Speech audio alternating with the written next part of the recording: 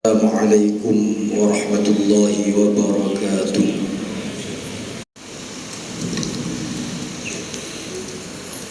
Alhamdulillahilladzi yassara at-ta'ata liman kataba lahu as-sa'adah fajtahada fima fihi ridahu min al-a'mali as-salihati wal-ibadah وتيسرت المخالفة لمن كتب عليه الشقاوة فوقع فيما فيه سخطه من المعاصي والأعمال السيئة أشهد أن لا إله إلا هو عالم الغيب والشهادة وأشهد أن سيدنا محمدًا عبده ورسوله صاحب السيادة اللهم فصل وسلم على رسولك الممجد سيدنا وحبيبنا ومولانا محمد وعلى آله وأصحابه ما قامت السماوات بغير عمد أما بعد فيا معاشر المسلمين رحمكم الله أوصيكم وإياي بتقوى الله فقد فاز من اتقاه وخاب من اتبع هواه وعصاه معاشر المسلمين رحمكم الله.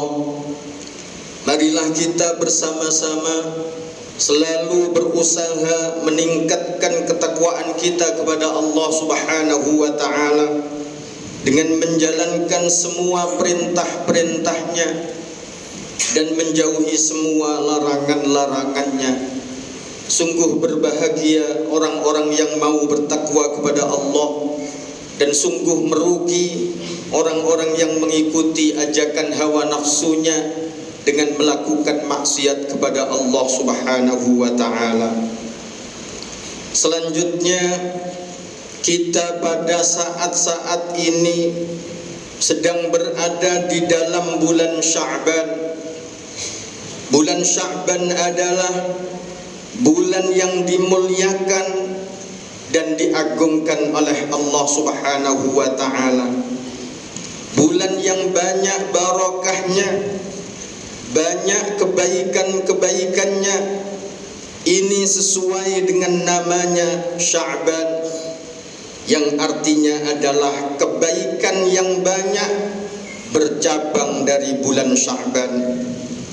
Melakukan tobat di dalam bulan Sya'ban merupakan agung-agungnya keberuntungan, dan Allah menjamin keamanan bagi orang-orang yang mau bertobat. Melakukan taat di dalam bulan Sya'ban diibaratkan agung-agungnya dagangan yang mendapatkan keuntungan yang banyak. Lebih-lebih apabila kita nanti beribadah tepat pada malam nisfu Sya'ban, maka akan lebih besar lagi keuntungannya. Rasulullah sallallahu alaihi wasallam telah bersabda, "Man ahyal layaliyal khamsa wajabat lahul jannah, lailatul tarwiyah wa lailatul arafata wa lailatul nahri wa lailatul fitri wa lailatul nisfi min Sya'ban." Kata Rasulullah, barang siapa yang menghidupkan 5 malam dengan melakukan ibadah, maka dia berhak mendapatkan surga. Yang pertama adalah malam tarwiyah, yaitu malam tanggal 8 Zulhijjah. Yang nomor 2 malam Arafah, yaitu malam tanggal 9 Zulhijjah. Yang ketiga malam hari raya Idul Adha. Nomor 4 malam hari raya Idul Fitri. Dan yang kelima adalah malam nisfu Sya'ban. Dan insya Allah pada tahun ini, pada bulan Sya'ban tahun ini, insya Allah nisfu Sya'bannya tepat besok pada hari Sabtu malam Ahad. Di dalam hadis lain Rasulullah sallallahu alaihi wasallam telah bersabda, "Khamsu layalin la turaddu fihinna ad-da'wah, awwalu lailatin min Rajab, wa lailatul nisfi min Sya'ban, wa lailatul Jum'ah, wa lailatul Fitri, wa lailatul Nahri." Kata Rasulullah, ada 5 malam yang mana doa di malam tersebut tidak akan ditolak. Yang pertama adalah malam pertama bulan Rajab, yang nomor 2 malam nisfu Sya'ban, nomor 3 malam Jum'ah, dan yang nomor 4 malam hari raya Idul Fitri. Kemudian yang kelima adalah malam hari raya Idul Adha. Oleh karena itu, ma'asyiral muslimin, di malam nisfu Sya'ban nanti mari kita memperbanyak beribadah dan berdoa kepada Allah Subhanahu wa ta'ala. Minimal setelah sholat maghrib jangan sampai kita lupa membaca surat Yasin 3 kali, baik di rumah-rumah, di masjid atau di musola, seperti yang sudah diajarkan oleh ulama-ulama terdahulu dan sudah menjadi tradisi kita. Membaca Yasin yang pertama dengan niat supaya dipanjangkan umurnya dalam ketaatan kepada Allah Subhanahu wa ta'ala. Membaca Yasin yang kedua dengan niat supaya dihindarkan dari musibah, dihindarkan dari bencana. Kemudian membaca surat Yasin yang ketiga dengan niat supaya tidak menggantungkan hidupnya kepada manusia, yakni supaya diberi rezeki yang halal, banyak, cukup dan barokah.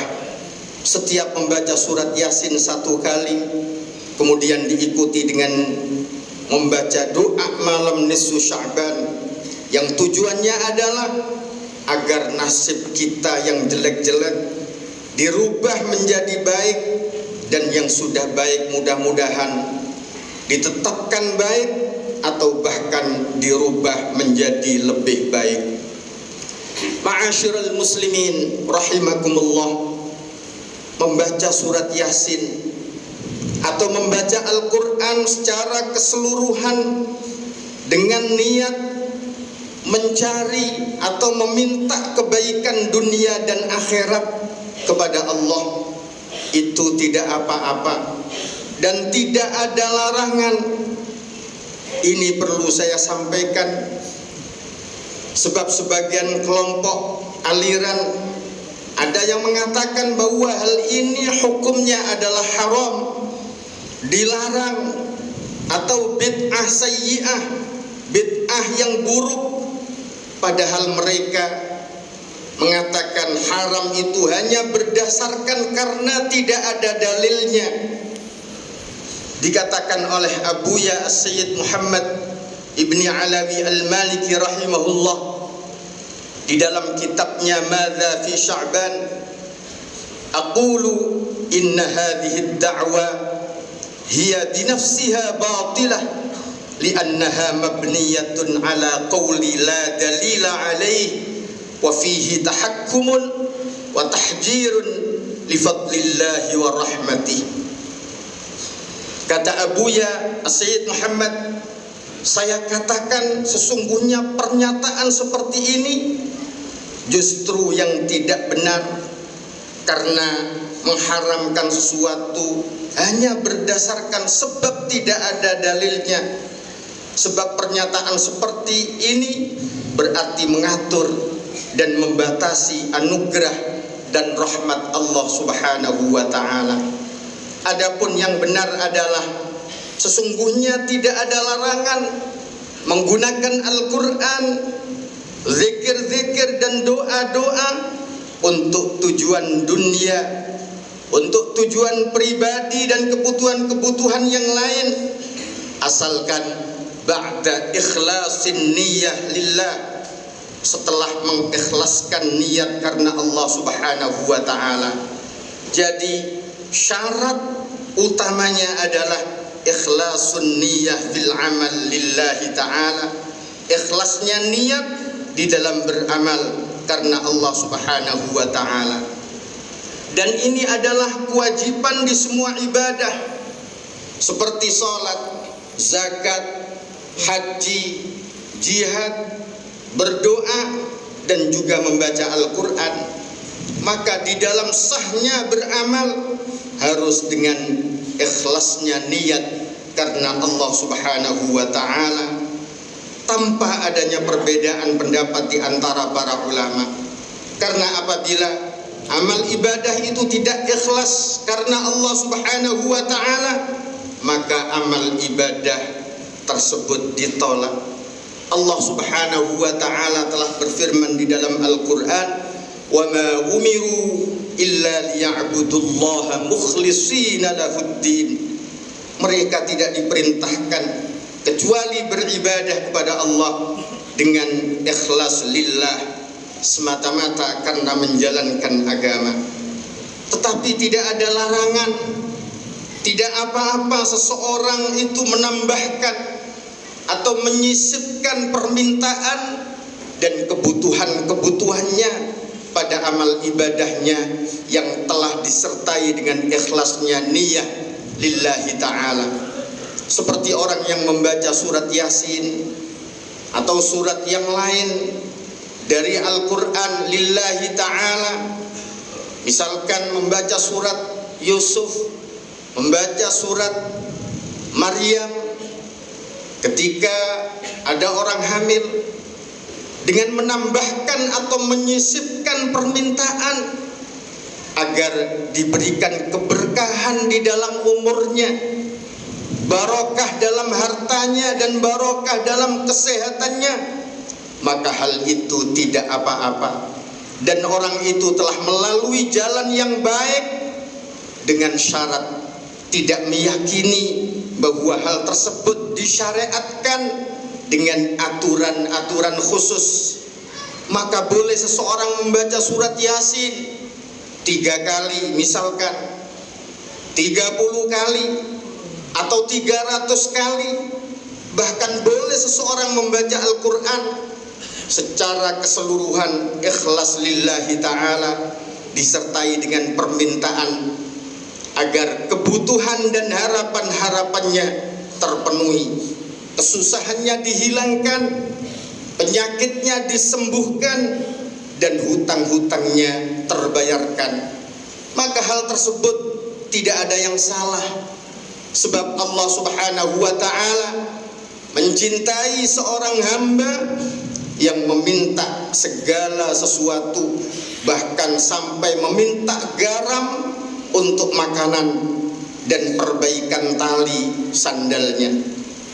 Adapun seseorang menggunakan surat Yasin atau sholawat kepada Nabi Muhammad sallallahu alaihi wasallam atau ibadah-ibadah yang lain agar harapan-harapannya terpenuhi, maka hal itu merupakan tawassul bil a'malis salihah wa bil Quran,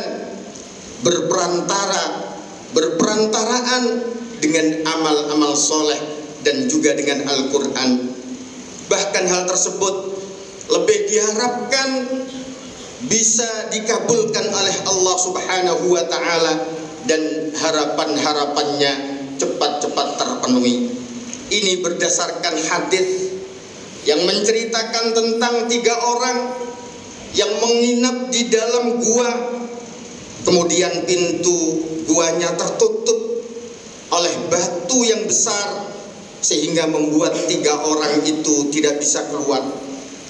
Kemudian orang yang pertama dari mereka berdoa kepada Allah Subhanahu wa ta'ala agar diberikan jalan keluar dengan tawassul menggunakan amal solehnya yang berupa birrul walidain atau berbuat baik kepada kedua orang tuanya. Setelah itu batu yang menutup gua itu bergeser sedikit, tetapi masih belum cukup untuk jalan keluar. Kemudian disusul orang yang kedua juga berdoa kepada Allah dengan tawassul atau berperantara menggunakan amal solehnya yang berupa menjauhi perbuatan zina, padahal pada saat itu dia berkesempatan untuk berbuat zina, sebab pada saat itu wanitanya sudah mau diajak berzina tetapi tidak jadi. Setelah itu batu yang menutup pintu gua itu bergeser lagi, tetapi masih juga belum cukup untuk jalan keluar. Kemudian disusul oleh orang yang ketiga juga berdoa kepada Allah dengan tawassul atau berperantara menggunakan amal solehnya yang berupa dia mendapatkan amanat, dia mendapatkan titipan harta seseorang dan dia menjaganya dengan baik dan menyampaikannya pada pemiliknya dengan sempurna. Setelah itu batu yang menutup pintu gua itu bergeser lagi sehingga membuat 3 orang tersebut bisa keluar dari gua. Demikian khutbah yang dapat saya sampaikan, semoga bermanfaat bagi kita semua. Amin ya rabbal alamin. A'udzu billahi minasy syaithanir rajim. Man 'amila shalihan min dzakarin aw untha wa huwa mu'minun falanuhyiyannahu hayatan tayyibah wa lanajziyannahum ajrahum bi ahsani ma kanu ya'malun. Barakallahu li wa lakum fil Qur'anil 'azim wa nafa'ani wa iyyakum bima fihi minal ayati wadh-dhikril hakim. فتقبل مني ومنكم تلاوته إنه هو السميع العليم. أستغفر الله العظيم لي ولكم ولوالدي ووالديكم ولسائر المسلمين والمسلمات والمؤمنين والمؤمنات فاستغفروه إنه هو الغفور الرحيم.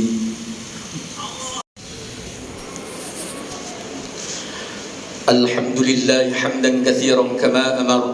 أشهد أن لا إله إلا الله وحده لا شريك له إرغاما لمن جحد به وكفر. وأشهد أن سيدنا ونبينا محمدا عبده ورسوله سيد الخلائق والبشر. اللهم صل على سيدنا محمد وعلى آله وصحبه وسلم تسليما كثيرا. أما بعد فيا عباد الله أوصيكم وإياي بتقوى الله فأجيبوا الله عباد الله إلى ما دعاكم وصلوا وسلموا على من به الله هداكم. فقال تعالى ولم يزل قائلا عليما إن الله وملائكته يصلون على النبي يا أيها الذين آمنوا صلوا عليه وسلموا تسليما. اللهم صل على سيدنا محمد وعلى آل سيدنا محمد كما صليت على سيدنا إبراهيم وعلى آل سيدنا إبراهيم وبارك على سيدنا محمد وعلى آل سيدنا محمد كما باركت على سيدنا إبراهيم وعلى آل سيدنا إبراهيم في العالمين إنك حميد مجيد. اللهم اغفر للمؤمنين والمؤمنات والمسلمين والمسلمات الأحياء منهم والأموات. اللهم انصر من نصر الدين واخذل من خذل المسلمين. اللهم سلمنا والمسلمين وعافنا والمسلمين واعف عنا وعن المسلمين وقنا وإياهم شر مصائب الدنيا والدين. اللهم ألق الرعب في قلوب الظالمين المتكبرين المتجبرين. اللهم فرق جمعهم. اللهم شتت شملهم. اللهم خالف بين قلوبهم. اللهم لا تبلغهم آمالهم. اللهم يا ربنا لا تسلط علينا بذنوبنا من لا يخافك ولا يرحمنا. اللهم أصلح الإمام والأمة والراعي والرعية وألف بين قلوبهم في الخيرات. اللهم ربنا آتنا في الدنيا حسنة وفي الآخرة حسنة وقنا عذاب النار. عباد الله إن الله يأمر بالعدل والإحسان وإيتاء ذي القربى وينهى عن الفحشاء والمنكر والبغي يعظكم لعلكم تذكرون. فاذكروا الله العظيم يذكركم واشكروه على نعمه يزدكم واسألوه من فضله يعطكم ولذكر الله أكبر والله يعلم ما تصنعون.